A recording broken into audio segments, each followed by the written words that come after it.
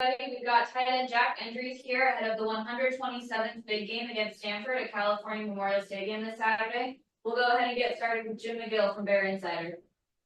Hey, Jack, your third game now. That's a big game for you. Can you talk a little bit about how the meaning of the game has evolved to you over these seasons? And is it kind of a little bit difficult to get all these new guys to fully understand how important the game is to the Cal fan base?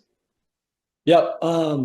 Third game now. I think the importance of the games just ramped up throughout the time I've been here. The first game, I didn't play, so I was really happy, and it felt like a rivalry win. But like I wasn't playing. But the second year, that was probably my favorite win we've had. It's up there a lot.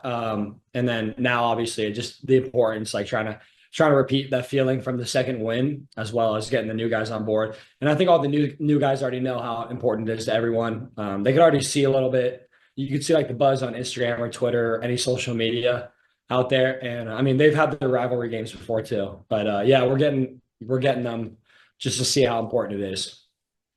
So the coming into the last game, you guys were on in a pretty good situation. You had a couple of big high scoring wins, and it looked like there was a pretty decent margin of error heading into bowl season. But now, Stanford's coming off a big upset win. It's only two more regular season games. Last game's against an undefeated team. The stakes got a lot higher really quick. How's the team mentally adjusting to that? I think they know the importance of this game importantly, and I think I mean we're looking at this game, but I don't think that SMU game is like a shot in the dark. Like I think we have a good chance of winning that one too. I think we could beat any team out there, but there's definitely the importance of like, hey, this is the rivalry game and this is the bowl game too. So just the feeling of winning this game would probably be unmatched of anything and just be the best. Great, thanks. Jeff Grotto, Cowboys on the side. Hey, Jack, how you doing? Doing good. Good. Jade Knott has had two terrific big games in his career. Um, he's obviously had a difficult season this year, but I'm wondering, what do you expect from him on Saturday? And we saw a little glimpse of some progress on this past Saturday. And what do you think he might do in the big game on Saturday? Yeah, I hope he has his third big game. Big game hero, 2 touchdowns. That's what I'm hoping from him. We're definitely going to give him the ball, and I'm going to block as hard as I can. Our line's going to go just for him. We're going to push, and we're going to try and get him another big game and get more of what we saw on last Saturday with him too. So I think he's patient. He's patiently waiting, and I think his time's going to come, and we're going to make it happen. From your perspective, when you watched him on Saturday, does it appear that he's sort of becoming himself again? Yeah, of course. I mean, I would like to see two more of those runs, but that's not on him. But it was really good to see that big run, and I know he's working harder than anyone else in the whole facility. Like watching film nonstop, getting here 3 times a day, and we have to make it happen for him. So I mean, we have to get him started. We have to get like the first 5 yards, and then he's gone. But we have to get those first 5 yards for him. And do you think that hasn't happened consistently this season? I think our blocking's been subpar. My blocking hasn't been great, and I think we just need to be better and establish the run game, especially against Stanford. Thanks, Jack. Matt Moreno, Rivals. How's it going, Jack?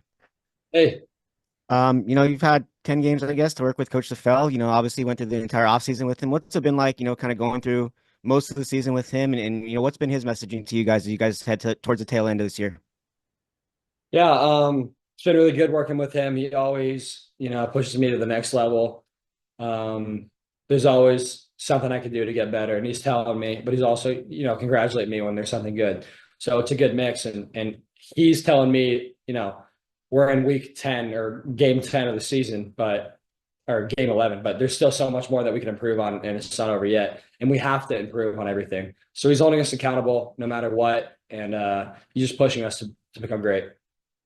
It feels like throughout the season, a common theme has been like we're one play away, we're a few plays away from really having a complete performance. With a couple of regular season games left, what are things that you're seeing in practice right now that give you hope or confidence that like, hey, we can put one of those performances together, down the stretch?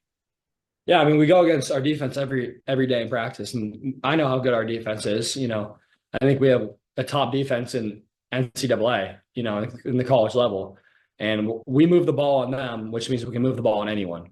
So I think that's consistently what I see. We have our 1 minute drill that we practice a lot now, and consistently we move the ball as well. We get in the field goal range and we make it. So there's a lot of good coming from that, and we just need to do it in game now. And I think we have all the right tools. We just need to do it.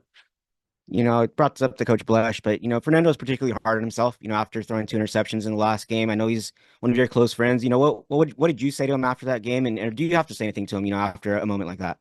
Yeah, I mean, you gotta tell the kid to forget about it and just keep right on the show. He's our playmaker. He's our quarterback. He's the one that's throwing the ball 53 times against Wake Forest or however many times it was. So we just need to get him on the right track, and he's already on the right track. I mean, there's nothing I really have to tell him.